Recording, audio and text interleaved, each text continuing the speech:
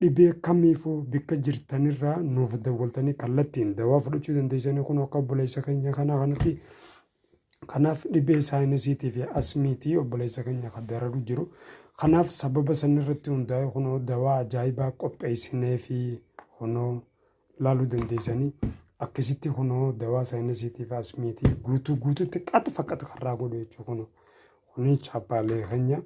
Kanaaf kuni kaardii isaatii jechuudha Suleymaan keenya kunoo sigalee kaardiin keenyaas kana fakkaata sumaanuu isin hundinuu laaluu dandeessanii na sababa kana ta'e jecha.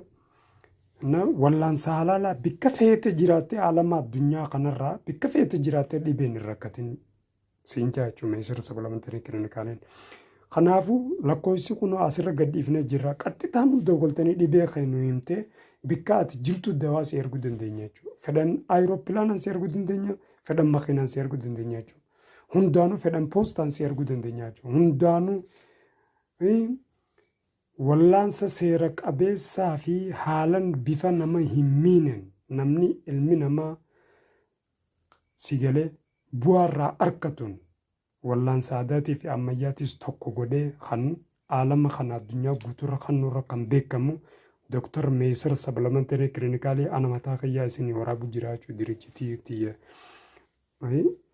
sigalee haala fayyadamtoota maamiltoota kiyyaa isiniif ibsuuf jechuudha. Kanaafuu dhibee asmiitii fi dhibee saayinasiif namni rakkachaa jirtan hundinuu kunoo dawaan keessan kana nu qunnamaa qaxxitaa nuuf dawwala nu qunnamaa lakkoofsa keenya kunoo duwwaa 9